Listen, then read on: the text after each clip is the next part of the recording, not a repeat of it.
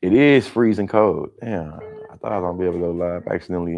Accidentally clicked off of the Instagram, man. Accidentally clicked off of the Instagram, but I am live now finally. Um, Curious, actually, do you think people are still thinking about the Epstein files?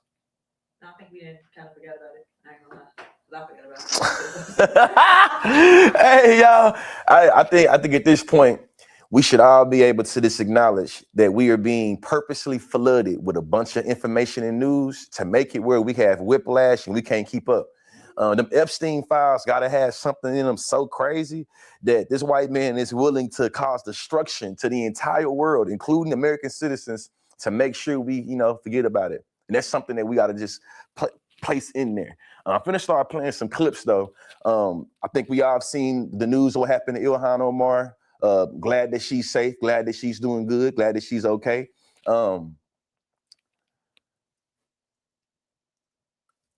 What we see and how Donald Trump responded and how the media, specifically the right-wing media, is talking about this assault on Ilhan Omar, show you how racial pathology is baked into their ideology. And it showed how, regardless of how much they want to say people like Don Lemon is leaning into race and being a racial victim, that they always know how to weaponize identity politics. So you had an elected official be attacked because of the climate that you created, Donald Trump. And instead of you hoping that she's well, you played into the Somali scamming racial trope. Man, this is for all of my following, all my people that's watching and that's listening that's not in America. I would say send help, but as somebody that's very familiar with, international relations in this country, y'all been asking us for help for a long time, and now we finally getting to see how our country act with y'all, and they doing it with us. Shit getting ugly, man. Shit getting ugly. I was watching this video of George Bush Sr. debating with Ronald Reagan, and they were talking about immigration. And though we all know Ronald Reagan is probably one of the most evil presidents that we've had, his words still had much more humanity and ethics when it came to talking about immigration and talking about Mexican, Latino people. And it just blew my mind how far we've gone from, at least they used to fake it. They used to pretend. At least they used to do that. Now, man. The Epstein file supporters, shout out to you, Ernest.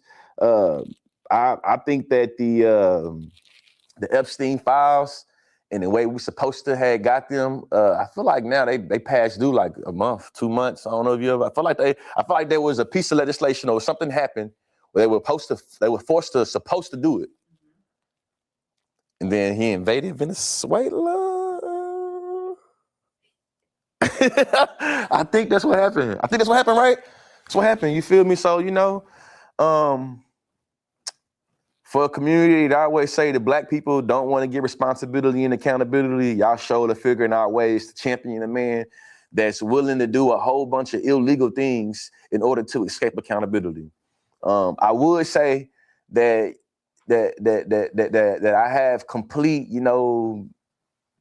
certainty that if the Epstein files dropped right now, it would change something. But the skeptic in me is just like, if nothing else has been able to stop him, nothing else has made his followers take their support, do you think that if he was in the I'm curious what you think? Do you think that if the files come out right now, it would change in terms of the people that support him? Will people stop supporting Donald Trump if he was if they release Epstein files and there are some things in there that is just nope? Because the good old boys protect the good old boys. And I think that for all of my LGBTQ people, family members that love to watch this, all my kin folks, all my neighbors, as your neighborhood straight, I see the way they engage in heteronormative hypocrisy and how the fake performative care for children is something that's always been just performative. When we see that they're kidnapping children, when we see they protecting child pedophiles, you know what I'm saying? Pedophiles. We see that all the shit they was talking about kids, it was always just to push a propaganda. It was always to push some type of political agenda. In 2023, there was over 500 anti-LGBTQ laws that was passed, and it was all in the name of protecting the children. You know, I know a lot of family members, that's blood family members, that said they ain't got no issue with the gays, they ain't got no issue with the trans, let the kids be kids, it's all about the kids. And a lot of them had a lot of moral outrage when it came to Lil Nas X going down the pole, you know what I'm saying, and shaking his ass. There was a lot of outrage when it comes to, you know, Disney putting some gay shit in one of their movies or in one of the episodes. So when it comes to us seeing children being kidnapped, being hungry, being used as bait for ICE to get their parents, and we see the abuses of kids, a little power, a lot of power, a whole bunch of power being protected. If I was a kid and I was watching and I seen this, I would feel like very vulnerable. Shout out to my mutual Jamila. I seen she had she had posted a clip about how kids are oppressed and they're part of an oppressed group. And one of the people tried to push back against it, and it was like, nah, the vulnerability of children make it where they are the least protected. That's the reason why we always talking about protecting women and children. The children part is always what we tend to forget. And I think that we got to just sit with, it's been a lot of unethical shit justified in the name of protecting kids. And now it's really time to protect the kids. And we ain't seen how he's supposed to. So when I think about the what would Jesus do, the little bracelet, I know that the party of Christ is doing whatever the opposite that Jesus was doing, whatever the opposite he was claiming to do. They're doing. They have figured out a way to be in opposition of the teachings of Jesus while being able to justify a bunch of ungodly things through saying they are followers of Jesus. And to me, this has been the insidious nature of American history from the jump. We've always been able to do this. And I want to be clear. I'm not demonizing the entirety of Christianity. I'm specifically talking about how Christianity is being used as a tool of colonialism, and how now in this present day, Christianity being used as a mobilizing piece to get all the white supremacists, all the Ku Klux Klan toters, all the white supremacist sympathizers, to get them to believe in Christian, you know, discrimination. You feel me? A country that's a country that we ain't never had a president that wasn't Christian. Almost all of our government offices are held by Christian. All of our holidays, Christian holidays. And we have a bunch of white men that also believe they're victims because they're white men, trying to convince the entirety of America now that you're being persecuted. And it's been the Christian persecution being institutionalized. And that's how they figuring out how to go after the shit. The fact that Don Lemon and, you know, Dr. Nakima Armstrong in Minneapolis are having different laws weaponized against them that's supposed to protect black people and protect black women, reproductive freedom, and you was able to put this face act or put a cake, or you was talking about a Klan act, this is just like, to me, illustrating the insidious times that we living in. And it's important. Sadly, a lot of us feel, I ain't gonna speak for you, actually, I'm speaking for myself. Sadly, a lot of times I feel very vulnerable and helpless in this current state. And I feel like all I got is my goddamn phone. Phones don't stop bullets. Phones don't feed people. I seen an interview of the woman in the pink sweater, you know, from Alex Prady's murder, talking about how she stood there, you feel me? And she was very brave and a hero, and talking about why she didn't leave. And through that, at first I was trying to be like, but damn, why couldn't you? But it's not like help or what? So she can be also hashtag as well. So I thought about the bravery in some instances, what it means for us to hold these phones, and how we've all seen the videos of ICE agents threatening American citizens for having what? Them goddamn phones. And before I get into showing y'all a clip of Ilhan Omar, I think there's something important. I wasn't just being a contrarian when I was talking about Israel-Palestine. I wasn't just trying to be some cool ass leftist to get some cool points on the internet.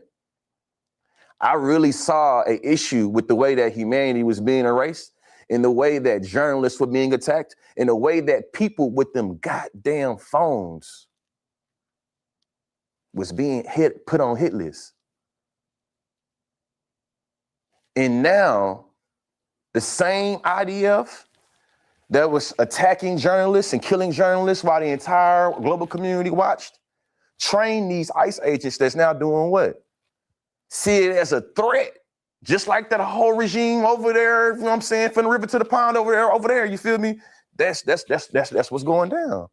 So for me, I always thought like, if we can recognize that domestically our laws matter and nobody is above the law, that has to apply federally. It has to apply, I'm saying federally, it has to apply globally, internationally. And a lot of us in America were able to turn a blind eye to the international laws that was being broken.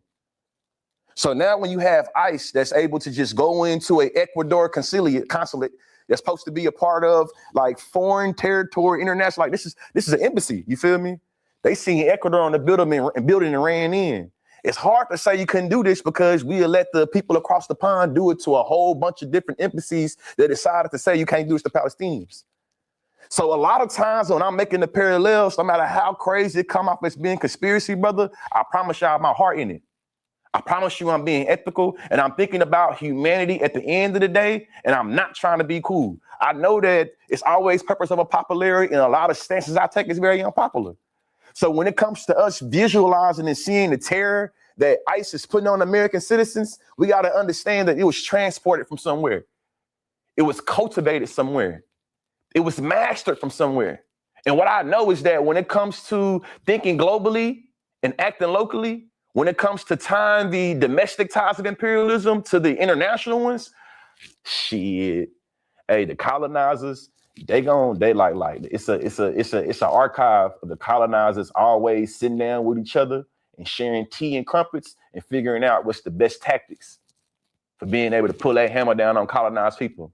It's always been a social construct, a social contract. It's always been a social contract for nation states, particularly the people of European and European descent, to dictate and share their mastery tools of domination and violence. And that's what we're seeing right now. That's what we're seeing right now. When I was talking about the journalists being killed and the people being murdered for having their phones, y'all said, don't worry about that. Focus on what's going here. Now we see the same surveillance apparatus that was being used to take out Palestinians, the same policing and the same surveillance apparatus that's now being deployed here in America. So now we all worried about what TikTok is doing. We all worried about the geopolitical data. When you go down a rabbit hole, you see that the technology they're trying to use over there, right there, that got protected on them. We ain't worried about it them. The same way us as black people is telling these white folks, hey, we've been trying to tell y'all, but y'all ain't worried about it until it start hitting y'all though. As a black leftist, somebody that's always felt like America's imperialist and capitalist and never, I'm talking about structured by anti-blackness, you feel me, functions through anti-blackness, needs black suffering to continue to go his own. We've been telling you this, you see what I'm saying? So the more resistance we have, they're saying, aha, you got this. That's why they turning guys into a parking lot. It's gonna be the more of us thinking like, aha, now we got this. And that's the reason why they finna turn shit Minneapolis into where they feel like turning into. A parking lot, a cop city, whatever it is. And that's the reality that we all sitting in. That's the reality that we all sitting on. Regardless of how much we want to placate and make it like that what ICE is doing started with Trump's presidency. Hey, ICE got a long line of increased budget. Since 2023, since 2003, since 2003.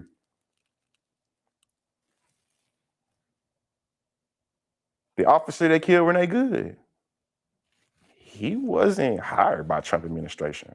He was an employee for them people for a long time, for years, before the Trump administration. So we see that it's a surveillance policing apparatus problem that we have here.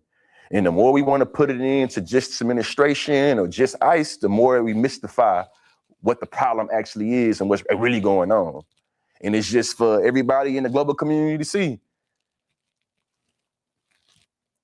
Now, America is making everybody in the Negro League now. The Negro League used to be just for the Negroes. You feel me? We get murdered. They say that our murder, like we was like, you know, like, the pessimist in me is like this. Black people have seen a lot of times for us to get murdered in the street and them be like, it's your fault. We can see it with our eyes. Terrence Crutcher had his hands up. Feel me? Betty Shelby was able to say in Tulsa, like, I feel for my life. You know what I'm saying? We can keep on thinking of different examples. So now we see what's going on right here. And it's just, to me, it's like, man, we seeing humanity and we seeing how humanism has always had a hierarchy and how all humans ain't created equal and how some instances people are locked outside of what it means to be seen as human. And I would say if your community, your body is like normalized to take in violence and it's like Monday, Tuesday, Wednesday, niggas die Thursday, Friday, to me, it's like I would question, like, do you have humanity? And not necessarily do you have humanity, because you obviously do. Does the world see your humanity? And I think that's what we're seeing right now. Like that inhumane gaze, G-A-Z-E, not G-A-C-Y, not G-A-Y-S, gaze, G-A-C-E. that gaze is now being put on all Americans and not just niggas. You know what I'm saying? It used to be special treatment for us. And it's just like, that's what we got to sit in with right now. But before I keep on ranting about that, man, let me put up this damn clip about Ilhan Omar. As I'm putting this clip up, I want y'all to just remember everything that was said around Charlie Kirk's death and how much the condemnation of political violence was pushed. And how much saying, regardless of what someone says and regardless of the freedom of speech, we should always respect freedom of speech because that's what Charlie stood for. Remember that there was a lot of people that say, I don't care to get political, but I don't think this should have happened. Remember that. And remember that Donald Trump was one of the trailblazers behind saying who should be able to, mourn and who should be able to have respect for said mourning, if I'm saying that, if I'm saying it how I want to say it, man. But when I seen him respond to this right here, I thought like, this is not only unprecedented. I'm thinking like, hey, play the clip. Omar, did you see that wise guy? She's always talking about the Constitution provides me with the following. The Constitution, she comes from a country that's a disaster. It's considered, I think, it's not even a country, okay? It barely has a government. I don't think it does. They go to one thing, pirates. It's barely a country. I don't even know if it got a governor. It got one thing, pirates. Countries got governors? How them pirates get there? Who destabilized the Somalian economy and made it where the entire communities on the coast of Somalia, the way they had to depend on fishing, who did that? We should start asking all the Republicans, when you talk about shit countries, who made it a shit country? Who benefits from it being a shit country? And how come when said shit country and people of said shit country want to build itself up, you figure out a way to destabilize, to invade, to assassinate? How that shit work? How that shit work? This is the president of the United States talking about a sitting congresswoman. And let's not skip over this. When he doing this old shit here and he mocking and all that, he's trivializing her constitutional rights. He's questioning that shit. And because you niggas ain't got no rights. Tomorrow night, I'm gonna be on the Chop Up Show, you feel, my podcast I do with the homies. And we're gonna be having a conversation about democracy. And I'm gonna be talking about shit like this, talking about how the entire relationship that Black folks have had with democracy in America has always been a criminalizing one that says that if you take up any rights, liberties, you feel me, that you're supposed to have within the tools of democracy, we're gonna criminalize you for it. And everything that Black folks have gotten in democracy, we've gotten it in spite of it. You feel me? Everything that we have in democracy, we've had to bleed and fight for while everybody else is seen as a ordained right. He even saying it right here. When I was taught about the Declaration of Independence, that shit said that you are ordained by your creator to some rights. It don't say you are ordained by the Constitution. It didn't say you are ordained by the United States federal government. It says that you have some unalienable rights that's ordained to you by your creator. And what you see right here is Donald Trump, even though they say they're going to conserve the Constitution, now that old shit, They showing you that it's always a way for them to pick and choose how the tenets of the Constitution operate. So when it comes to Donald Trump is a third generation German man. He a third generation German man. But a third generation Somali is a scammer. I'm finna continue to play this clip. But just remember, a podcaster named Charlie Kirk was obligated to much more respect, much more dignity, much more humanity than sitting Congress people.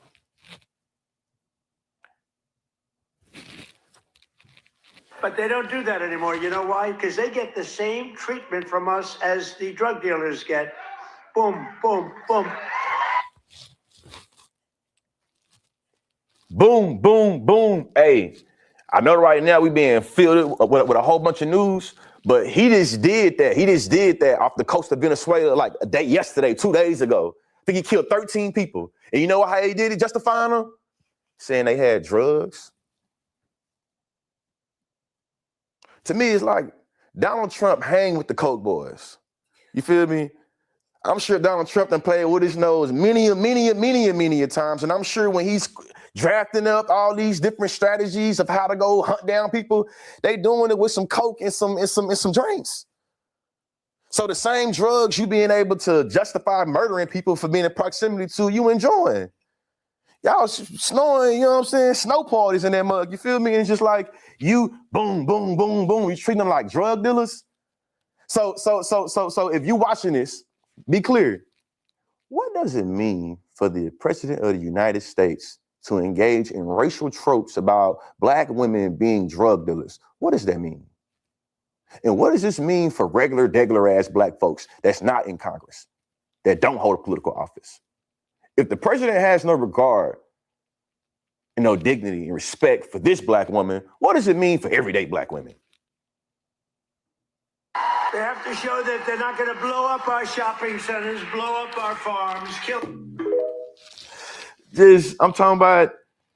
I just think that we can't look past the way that it's been normalized to engage in racial stereotyping that make it rational for followers of Donald Trump to go spray unknown substances on our sitting officials. And it's like all those years of encouraging us to get involved with politics and saying that you can't complain about politics if you don't engage in politics, only for us to engage in politics and then you to figure out a way to take access from it or a way for you to demonize us for it or the way to, or it's like Twilight Zone a lot of times, man. Like Twilight Zone. But I ain't gonna let my sis go out like that. Shout out to Auntie. Shout out to, you know what I mean? I had the opportunity to meet Ilhan Omar, you know, very, very, very, very amazing woman. I wanna show y'all the whole clip though. And I wanna show you, I'm gonna let the whole clip play and show y'all how she stood 10 toes and how I think that these type of moments of defiance, like,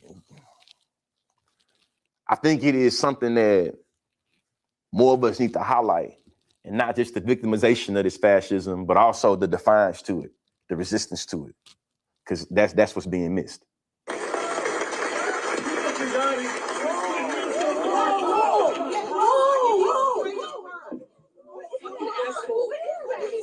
I don't know. Oh my God, he's sprayed something on her. I need a napkin to know nothing. No.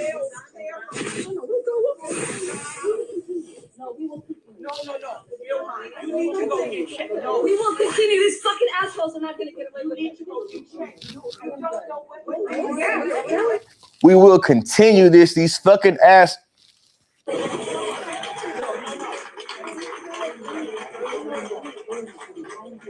That's whatever it is smells so bad. She needs to go get checked. Which they sprayed on her. It's like, you need to go get checked. It stank on what it is. She not studying it. I hope it's nothing that has long-term impacts on her where she started, you know what I'm saying? Because, hey, man, what is it? Bio-warfare, you know, bio-nuclear warfare. Just like, you know, we've all heard, you feel me, about different conspiracy theories, people being hit with pins and, you know what I'm saying, different ways they, you know, so be very vigilant. But I want to make sure I showed y'all that she didn't just cry. That's what they want. Please don't let them know. It's not about him, Ilhan. Ilhan, it's not about him. It's about your safety. No, he sprayed something on you. You need to go get checked. Yeah, and it smells terrible. We're gonna keep talking. And what's crazy is too, what should be shown is that even when I believe we could be justified in being, I'm talking about some motherfucking fools and turning tables over, we don't do it. Now I want you to think about it. Had a black man going to attack a white woman Republican, that nigga would have been Swiss cheese at that moment. And if not shot, he would have been beat black and blue, regardless of how dark-skinned he was.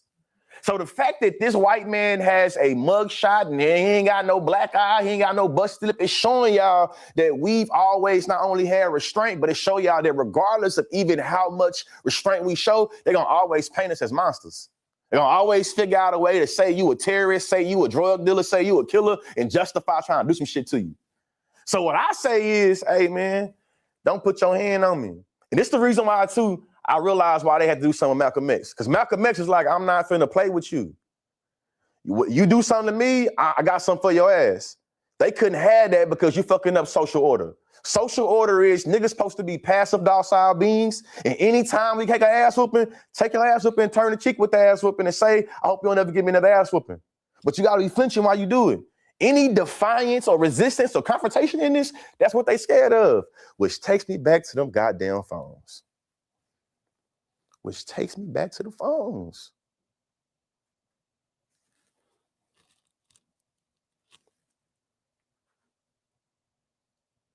When we dead and gone in this era right here, the cell phone will be so symbolic to the world that we live in the world that has been captured, in the world that's structured. From the way that Congolese people put blood, sweat, and tears in the mining, the cobalt, and the coltan, and all the other natural materials that's put into these pieces of devices, as well as the way that social media that's on these devices has been able to impact geopolitics, as well as thinking about how from George Floyd or, you know, other examples I can't think of right now that's international, but it's been captured with the phone.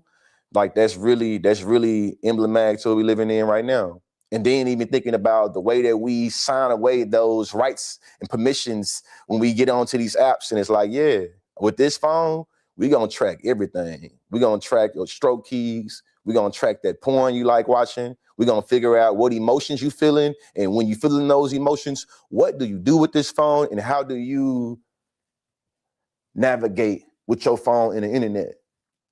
So now we have enough data on you. We think that we know you better than you know you.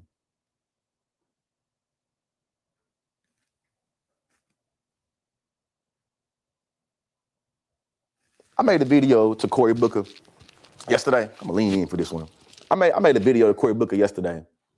And Cory Booker, I think that, I know you be watching, man, and I'm saying this respectfully. I think that the reason why I have so much energy for you is because I think that you insulted my intelligence and a lot of people's intelligence when you were in 2024 trying to convince us that TikTok had to be taken away because it was a threat to security because of what the Chinese were doing with the data and how they were using Americans' data to target us and using Americans' data to be able to destabilize America, only for it to be a lie like we told you it was. And then when you came to the Trending Up conference and I was there, it took everything out of me to really not just really let you have it the way I wanted to. And I want to be clear, not threatening you with physical violence at all. Talking about the words because I was gifted with a very, very amazing way to be able to, you know, articulate myself and say what I mean and mean what I say. So it took everything out of me to not really say what I mean and mean what I say and articulate myself to you in a way that lets you know you bullshitting how you talking about Congo. No matter how much you try to tell us that you are a child of the civil rights movement, we see you. You went to a room full of TikTokers that make their livelihood on that app.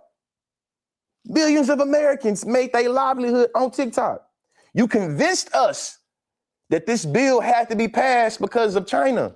Only for your master Netanyahu, we seen you ducking and dodging in that picture. And it's just like, how come you don't have the same energy for American security as you do Israeli security?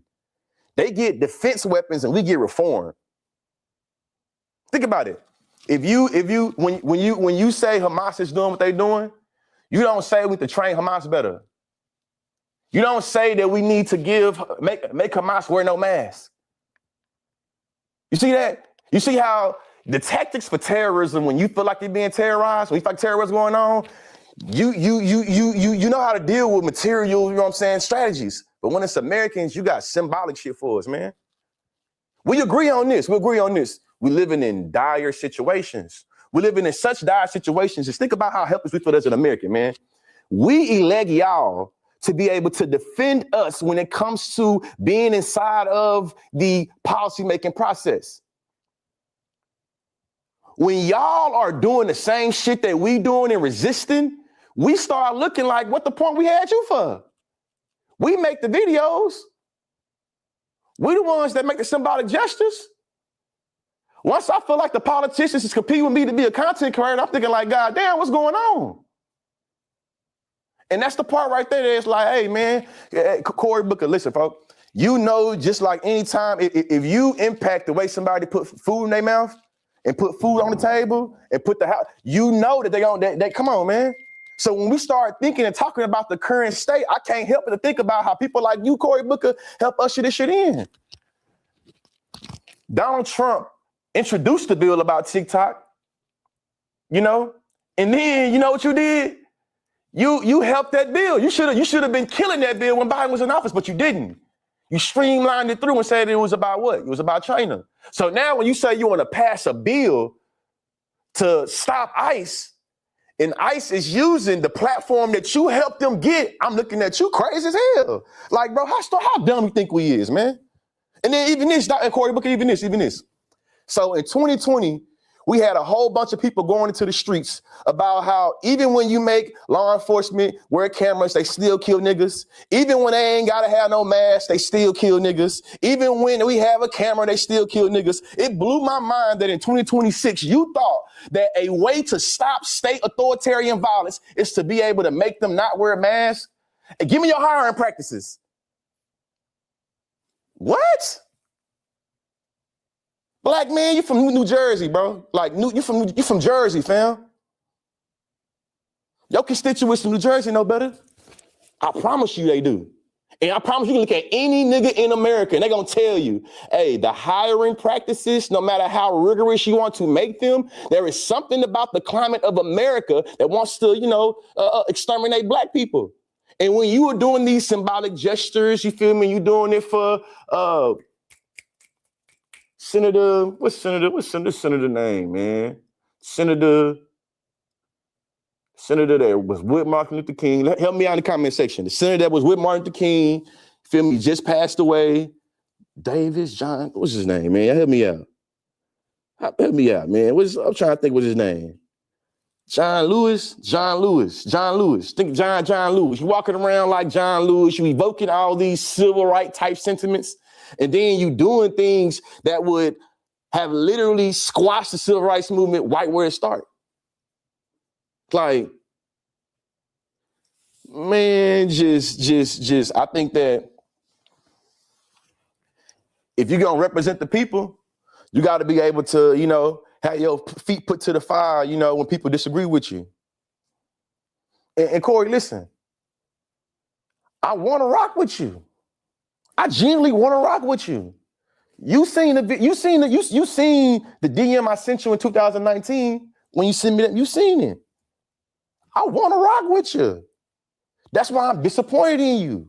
That's the reason why I'm so frustrated with you.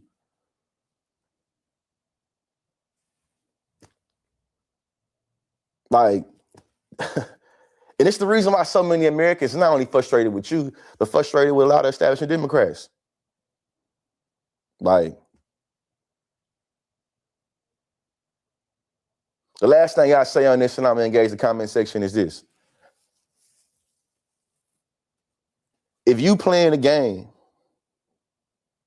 and your opponents is showing you time after time they are not willing to play by the rules, and you say you playing the game to win, and you continue to play by the rules and they've broken them, are you really trying to win?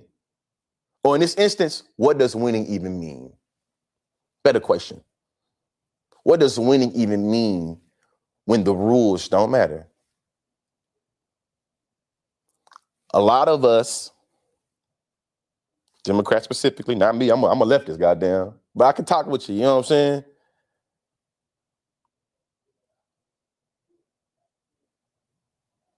Not really grappling with what does it mean to win in this game, because y'all still want to play by the rules.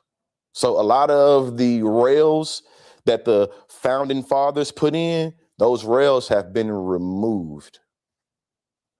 A lot of the protections and a lot of ways that we understand legal precedents have been removed. So what do we do? And I ain't gonna cap. Shit, if I had the answers, I wouldn't be sitting in the studio right now. If I had all the answers, if I had the answers, you feel me? If I knew what to do, I swear to God, I wouldn't be right here right now. I would not be in front of these two cameras going back from, I wouldn't be, you know what I mean? You know, like I am, for y'all that don't know, my name is George Lee, AKA Conscious Lee. I'm born and raised in Bryan College Station, Texas. I started building this platform in the classroom. I started building this platform when I was a professor at the University of Oklahoma, as well as a 9th and 10th grade English teacher in Oklahoma City. I was able to cultivate the following by talking about what I was doing in the classroom, the learning objectives, to the experiences I was having with my students, to the debate rounds that I was winning with my debaters. In all those, and all that experience and all the knowledge I got from that, I still cannot confidently sit here and say, this is what I think we should do. Like, I think that I won a national championship in debate in 2019 as a debate coach. I'm a Hall of Fame debater, you know, from 2010 to 2020. I taught during the pandemic 19th graders. And what I can tell you is that in all the experience in my life, I can be real and say, I do not know how to take the tools that I've been given and just do what I think it to be done right now, other than sit in front of y'all, in front of these cameras and talk to y'all, other than make sure this shit gets to whatever platform it's supposed to get to. And it's just like being real about that. And I think that if Democrats were able to be real about that, that's what we got. But I also think that shit, if you don't know, if you are in office and you feel exactly the same way I do, we need to have a conversation about that. I'm gonna give you the human element and say we all human and we all can, you know what I'm saying, experience that. But at some time, you gotta stiffen up and do your job. At some point. And if you can't do that job, you gotta move. Like, you gotta be voted out, or you can be real and just move around. Like, some gotta give, you know? And that's just what that is, man. Shout out to you, People Unite. According to the historian Tad Shamor, I believe the founding fathers would have loved Trump. Hey, to keep it a stack with you, I think so. I mean, I feel like, I can see. I feel like if I was willing to debate it, I would say yes. I would say yes. What I think is that a lot of us have romanticized the founding fathers in ways that don't let us recognize that they didn't like our black asses, they didn't like you woman, they didn't like you gay person, and it's just like a lot of the ways that Donald Trump is doing, he's trying to take us back to the way the founding fathers thought about the Constitution. It only applied to humans that matter. Not the Negroes, not the women's, not the gays, not the disabled people, not the indigenous folks, only white men with assets. If you think about it, that's what they're trying to take us to. They're trying to take us back to that time. Only white men with assets. So, you know, Donald Trump is kind of, taking the mantle of the founding fathers, even though we've tried to, add amendments and broaden the interpretation and broaden who we think it is, it don't change that we wasn't a part of that. We weren't supposed to be a part of that. It don't change it at all. Let's see. People unite. I got a teaching degree at 48, late bloomer, LOL. Greatest class I ever was blessed to teach was at SUNO. Was that is that New York? I'm assuming you meant SUNY. No, SUNO. I don't know what SUNO is. Tell me what SUNO is. We dove into the Harlem Renaissance. None of us knew everything about it. Mind blowing. Oh yeah. Something that I think that you saying made me think about is that Black people have always made lemons out of lemonade, and that the Renaissance happened at the time of the Great Depression. And a lot of people want to romanticize, the Harlem Renaissance and say that at the time where America was going through a Great Recession, we was doing a Harlem Renaissance. It's important to acknowledge, nigga, that was in Harlem. That was in Harlem. You know what I mean? That was how they was doing it in Harlem. Before I even get to what's going on in the other places in the world, a lot of ways that y'all criticize content creators for being able to make a living off of being a creative was a lot of the ways that the people in the Harlem Renaissance also made their living. The modern day sponsorship, partnership, getting booked to go talk, getting booked to go, that's what those creatives did at that time. Interesting is sit that right there. Ain't loaded forward. Ain't go no further with that. Second thing is this. In the 1920s is when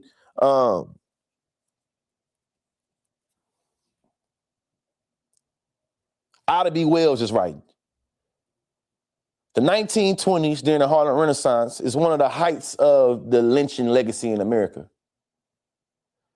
So when we think about regionally, because, Harlem, that's a part of a region, make sure we're getting into the particularities of the Black experience when it comes to history, and we're not universalizing a particular region or particular texture, because there was a lot of, I do think that we all should learn about the Harlem Renaissance, though.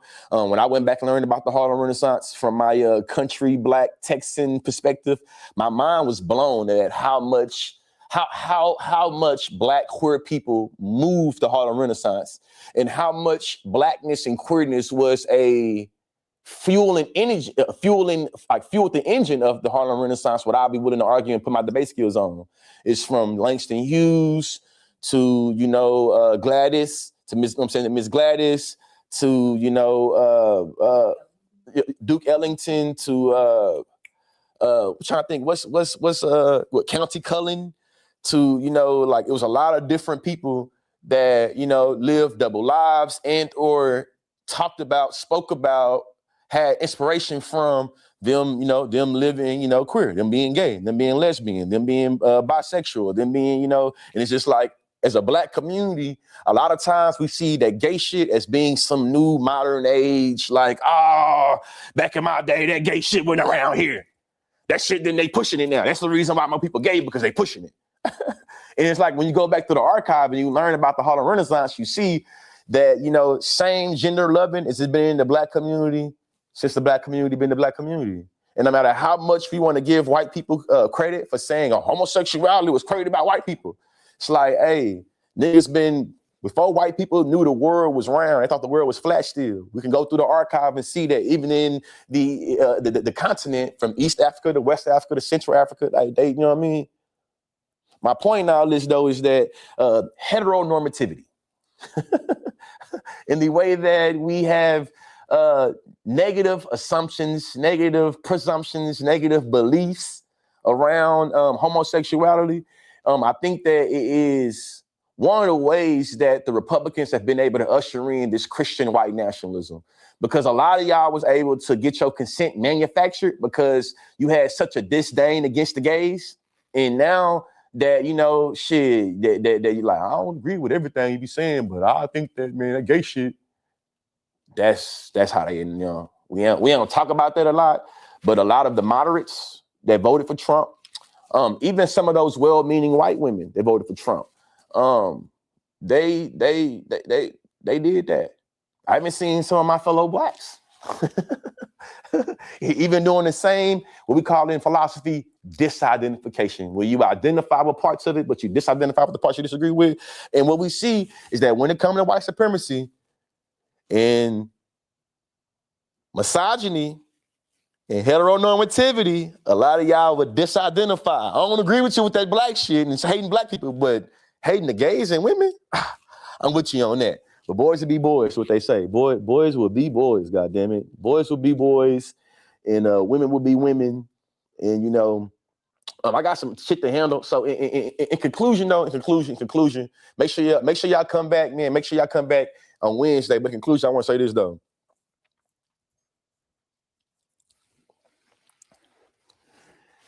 A lot of y'all on these internet streets been having a whole bunch of smoke for everybody, like leftists or the Muslims or the pro-Palestinian people or the non-voters, and that's the reason why the election was lost. But you are always able to let Jane Crow, Karen, the partner of the white supremacists, get away. The biggest voting bloc in this country is white women. Donald Trump don't become president now time without white women. It's easy for you to fight up against the inseparable leftists that you believe was in a way and you ain't, that's easy. That's real easy. But when you gonna have the smoke for the people that actually put that man in the office instead of you extrapolating these different ways? Next point. And even if you feel like, nah, the non-voters and the people that had their different issues is the reason why they voted, why Trump is in office and Kamala lost, where is the onus set at making it where the policy, the politician or the public official starts to give in what their public constituents want? Like when does that happen? When does the onus get put on the politician that's trying to spend the campaign money to get the voters? Like we spend millions and millions of dollars every campaign. And we do that because it's supposed to be an art of persuasion, a tool to get other people within the public to vote for them. We talk about the people on food stamps having Jordans and still wanting to buy crab legs. We got to start talking about the politicians that y'all want to protect from criticism, but they mismanage their money and put money and funds on this and not on this. Hey, the last thing I say before I remind y'all the second time to subscribe to my Substack. A lot of us black men was pissed off during the election because y'all made it seem like we was some dumbasses that was going to go with the white supremacists more than we really do. And as a result, there were a lot of little underhanded paternalistic ways that the Democrats decided to court black men. Look, it was like, man, that feel icky. The pop the balloon one was like, oh, y'all wilding now. Do y'all know how much money was spent on that ad for white women? Shh. Nobody has to know. Keep your vote to you. I want you to look the number up because, you know, over here, I never want you to believe anything come out my mouth. I want you to go do the research yourself. That's why it's called research over Mesearch. But go look up the numbers that was spent on that ad compared to the other ads. Where's the smoke for the white women? Where's the smoke for the white women? Where's the smoke for the white women? None, huh? This is, to me, very, very, like, on brand for how American white supremacy works.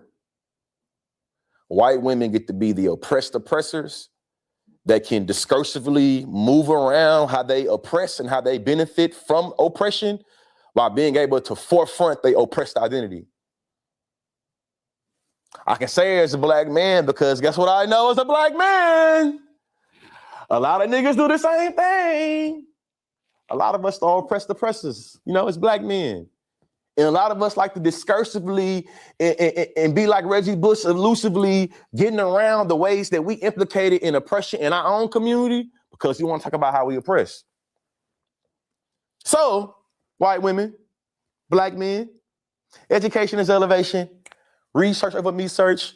Lock in with me next Wednesday. And also too, y'all, on Sundays is when you can expect to have that nice edited piece of content that I do here in the studio. Sundays, you know what I'm saying? Sundays and Wednesdays when you can expect some content from Mr. Conscious Lee. Sundays, Wednesdays live stream 10:30 a.m. Central. Sundays to I don't know, but Sunday, goddamn Sunday, and I'm being real too, 10:30-ish. 10:30-ish, because sometimes you feel me, I be off time, and but 10:30-ish. I'm excited to be able to get to this music studio, and I got me I got my homeboy to send me a sample of the Mr. Rogers Neighborhood. It's Mr. Rogers Neighborhood. So I got the beat, you know what I'm saying? I got the beat. I want y'all, I'm gonna say it. I want it to be a surprise for y'all, but I got the beat, me and, you know what I'm saying, a couple of my ghostwriters, we got together, and I'm going to the studio. I'm gonna have me a full music video for y'all to roll out, you know what I mean? Have a nice little theme song to go in and go out. I'm excited, y'all. It's Mr. Rogers' Neighborhood. It's Mr. Rogers' Neighborhood.